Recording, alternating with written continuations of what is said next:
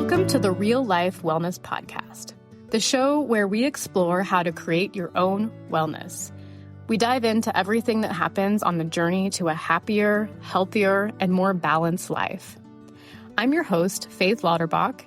As a registered nurse and a holistic wellness coach, I have a passion for empowering people to create a vision for their life, prioritize themselves, and then live the life they want.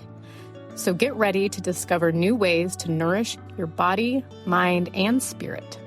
Let's embark on this journey together and make wellness simple.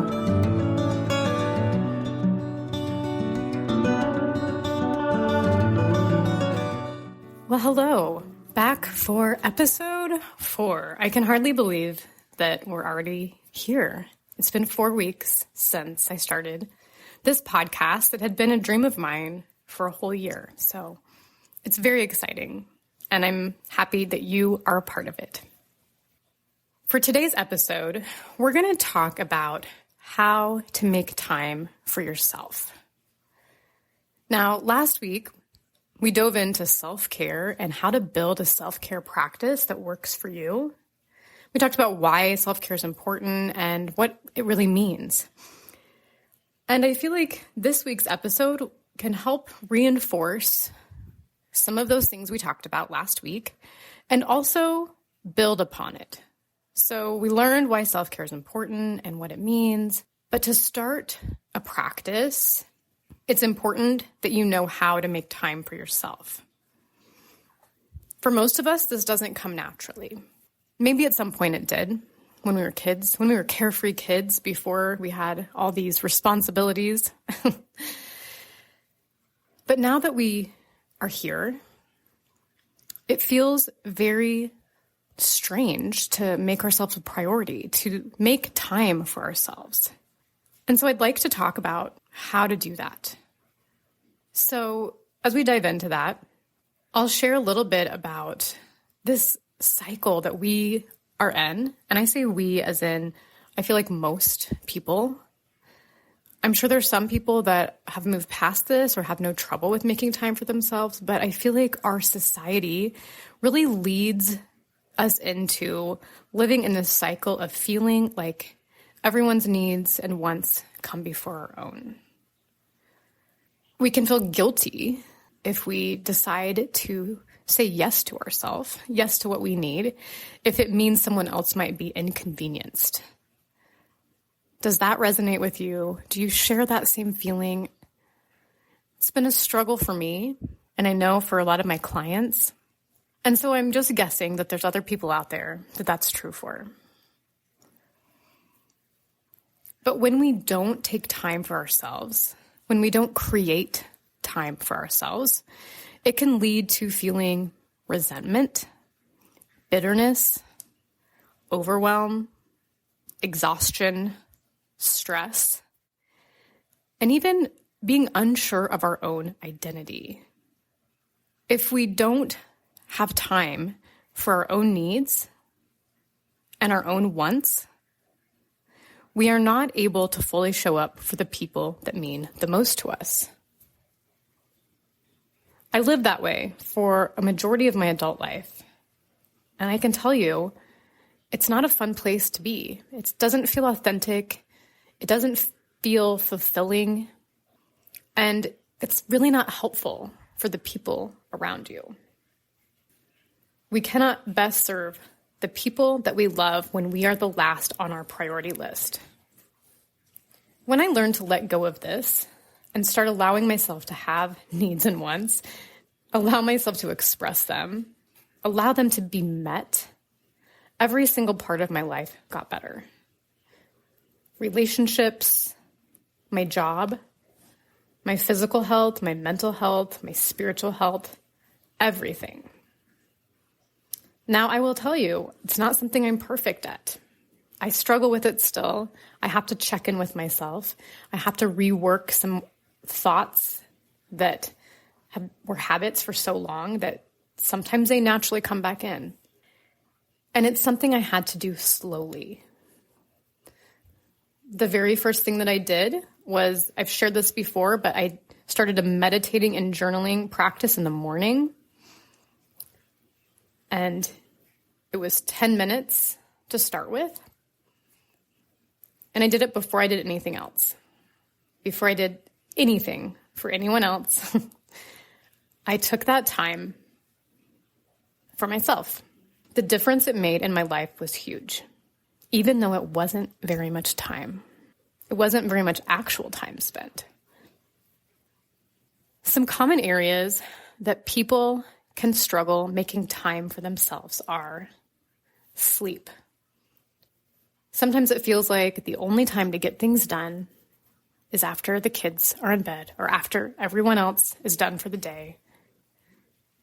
But maybe then we're catching up with laundry, or we're watching a show, or we're watching TikToks or Reels mindlessly.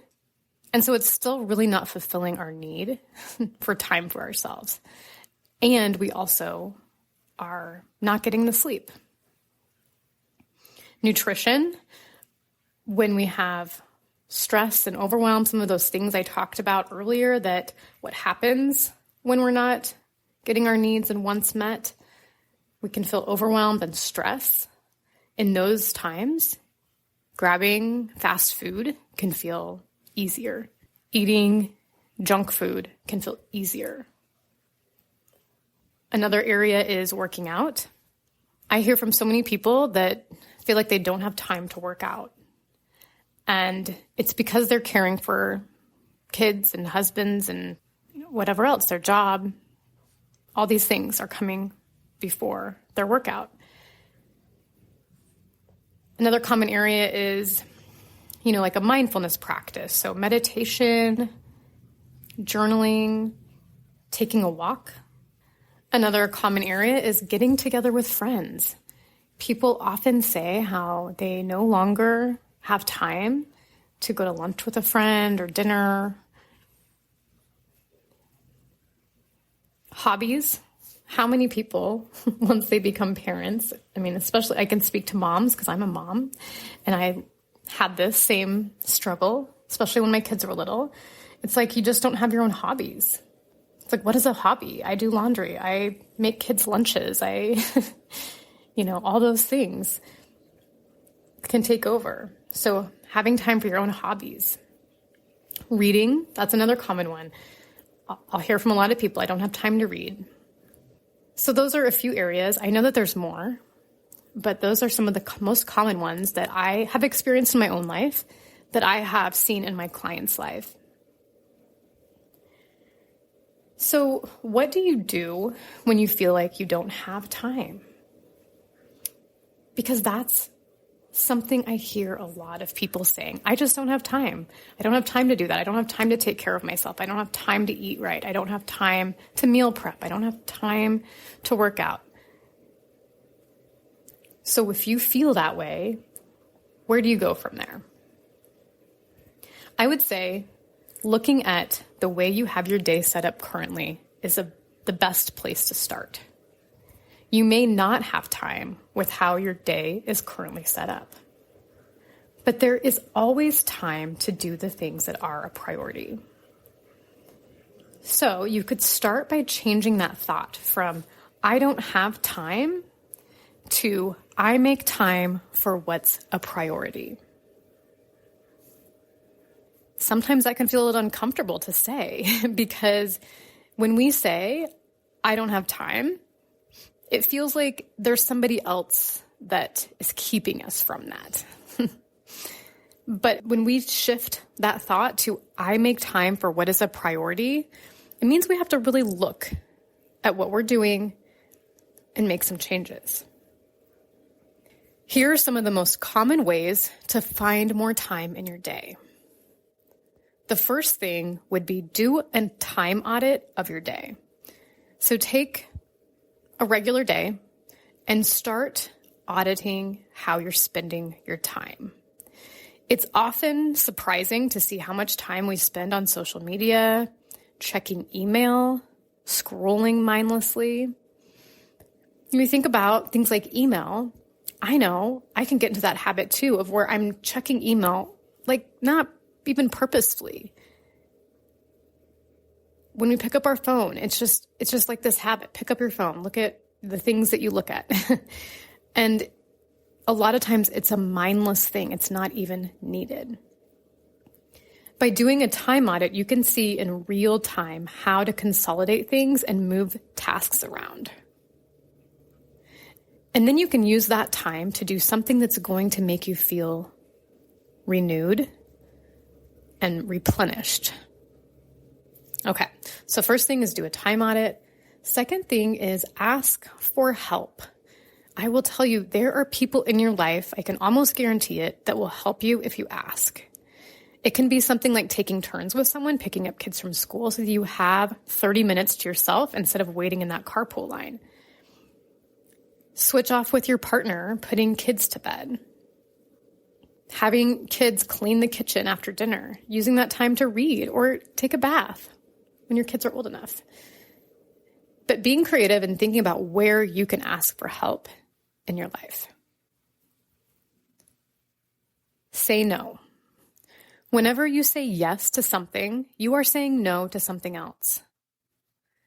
If your first response when you are asked to help with something is yes, change it to, I need to look at my schedule and see if that will work for me. And then really see what it will mean to commit to something else. Another thing you can do for yourself is waking up earlier, even just 15 minutes, to have that time to yourself.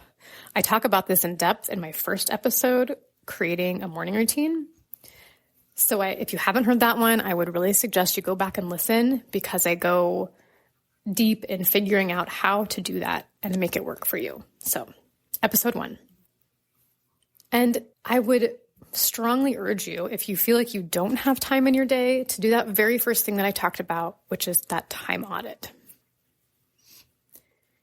And another thing you can do to help figure out how to make more time for yourself is have a one-on-one consultation with me. I offer free consultations for holistic health and wellness coaching. And one of the very first things we talk about is this. So in that free consultation, we'll spend an hour really diving into whatever it is that you want to talk about. And if creating more time in your day for you is one of those things, then we can spend the whole hour on that. As a coach, I help individuals who are looking for something more out of life. I use principles like mindset, stress reduction, movement, nutrition, and setting up healthy routines. And so let me be your guide to finding wellness through starting with that consultation. We can discover a lot in 1 hour. It's pretty amazing. All right, so today we covered how to make time for yourself. I'm really interested to see what you think about this concept. I would love to hear if this is something you struggle with, if maybe it feels like this is just always how it's been. If you feel like there's not a way out and that you do not have time in your day, I would love to talk about that and help you create that time for yourself. Thank you so much for joining me for episode 4, How to Make Time for Yourself. I look forward to chatting with you next time. Be well.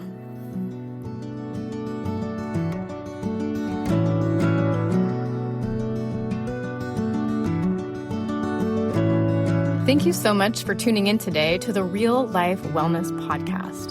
To stay updated on my latest episodes and wellness insights, be sure to subscribe to the podcast and follow me on social media. If you have any questions or topics you'd like me to explore, feel free to reach out. I love hearing from you. If you could, please review or rate this podcast on Apple or Spotify to help more people learn how to make wellness simple.